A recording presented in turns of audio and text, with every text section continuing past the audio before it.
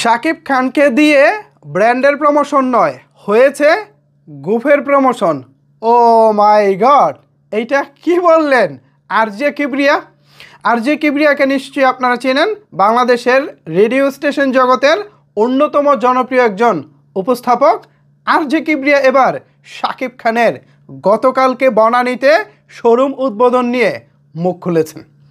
Viewers, এমন একটি interesting বিষয় আরজে কিবরিয়া ভাই সামনে নিয়ে এসেছেন, যেটা হয়তোবা আপনারা এখনো পর্যন্ত ভেবে দেখেননি। কি বলেছেন কিবরিয়া ভাই? চলেন শুরুতে এই বিষয়টি জেনে আসা যাক, তারপর এ বিষয়ে বিস্তারিত আলোচনা করব।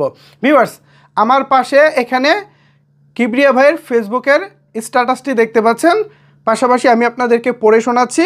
কিবরিয়া ভাই তার ফেসবুক পোস্টে লিখেছেন, বাংলাদেশের সুপারস্টার তার সময় দিয়েছে 20 মিনিট, পেমেন্ট নিয়েছে 35 লাখ, কাজ ছিল একটা ব্র্যান্ড প্রমোটের, কোথাও সেই ব্র্যান্ডের নাম নাই ফেসবুকে, এমনকি সুপারস্টারের কোথাও ব্র্যান্ড ট্যাগ দেখিনি, সবাই আছে তার গোফ আর লুক নিয়ে। ইন্টারেস্টিং, কোন এজেন্সি করেছে এই ইভেন্ট ম্যানেজমেন্ট? আসলেই কিন্তু ভাই ঘটনাটা ভাবছেন আপনারা, এখানে তিনি কি বুঝাইতে চাইছেন বুঝতে পারছেন? মূলত শাকিব খান গতকালকে বনানীতে যে শোরুম উদ্বোধন করতে গিয়েছেন, শাকিব খানকে যে জন্য তারা 35 লক্ষ টাকা পেমেন্ট করেছেন, সেই কাজটা কি আদৌ হয়েছে? গতকালকে শাকিব খান যখন শোরুমে এন্ট্রি নিয়েছেন, তারপর থেকেই তো ভাই সোশ্যাল মিডিয়ায় শাকিব খানের লুক, শাকিব খানের ফিটনেস, সর্বোপরি শাকিব খানের এই গোফটা নিয়ে গবেষণা হয়েছে। অথচ হওয়ার কথা ছিল ওই প্রতিষ্ঠান নিয়ে, শাকিব খান যে প্রতিষ্ঠানের উদ্বোধন করতে গিয়েছেন সেই প্রতিষ্ঠান নিয়ে আলোচনা হওয়ার কথা ছিল, সেই প্রতিষ্ঠানটাকে সারা বাংলাদেশে পরিচিত করার কথা ছিল। কিন্তু হলোটা কি ভাই?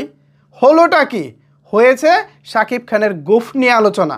ফেসবুক থেকে শুরু করে যত রকমের সোশ্যাল মিডিয়া মাধ্যম আছে, সব মাধ্যমেই ভাই শাকিব খানের লুক নিয়ে আলোচনা, শাকিব খানের লুকের প্রশংসা এবং গোফ নিয়ে গবেষণা। ভাই এটা কি হলো? কোন ইভেন্ট ম্যানেজমেন্ট এই উদ্বোধন আয়োজনের কাজটি করেছে? তাকে ধরা উচিত। তিনি আসলে কি করলেন? এটা তার যে কাজ করার কথা ছিল, যে শোরুমটা হাইলাইট হওয়ার কথা ছিল, সেটা হাইলাইট হয় নাই। হাইলাইট হয়ে গেছে শাকিব খানের গোফ, মোস। এইটা কোনো কথা? হাসিও পাচ্ছে, দুঃখ লাগতেছে ভিউয়ার্স। বেচারা যে কোম্পানি শাকিব খানকে হায়ার করেছে প্রমোশনের জন্য, সেই কোম্পানি তো নির্দিষ্ট একটা পরিমাণের অ্যামাউন্ট শাকিব খানকে পেমেন্ট করেছেন তার শপের প্রচারের জন্য। কিন্তু শাকিব খান জিনিসটা এতটাই, তিনি নিজে এত বড় একটা ব্র্যান্ড হয়ে গেছেন, তিনি আসছেন অন্য একটি ব্র্যান্ড উদ্বোধন করতে, তা না, ওই বাকি কিছু বাদ দিয়ে শাকিব খানকে নিয়ে সবাই মেতে উঠেছে।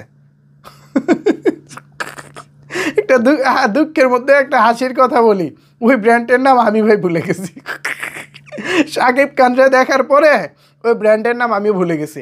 আমি নিজেও ভাই শাকিব খানের লুক, গেট আপ এবং মুস নিয়ে গবেষণায় আছি। আর এই বিষয়টাই আরজে কিবরিয়া ভাই তিনি তার পোস্টে হাস্যরসভাবেই তুলে ধরেছেন। আমি হয়তোবা তার পোস্টটিকে সিরিয়াসলি প্রেজেন্ট করেছি, বাট তিনিও হাসির ইমোজি দিয়েছেন। আপনারা খেয়াল করে দেখেছেন নিশ্চয়ই, তার পোস্টে তিনিও হাসির ইমোজি দিয়েছেন। তো এই হচ্ছে বাস্তবতা। শাকিব খানকে নিয়ে কেউ ব্র্যান্ড প্রমোশন করতে গেলে তার পুরো শরীরের গায়েটায়, মানে গেঞ্জি বা টি শার্ট বা শার্ট যাই পরে, পোলো শার্ট যাই পরে, সব কিছুতে আপনার ওই কোম্পানির ব্র্যান্ডিংটা করে দিবেন, তাহলে তার পিকচারের সাথে সাথে ওই প্রতিষ্ঠানটারও ব্র্যান্ডিং হবে আর কি। না হলে ভাই যেটা হওয়ার সেটাই হয়েছে ভাই, ওই গোফের প্রমোশন হয়েছে, প্রতিষ্ঠানের প্রমোশন আর হয় নাই। ভিউয়ার্স, এই বিষয়টি নিয়ে আপনারা কি ভাবছেন? আপনারা কি বলতে চান?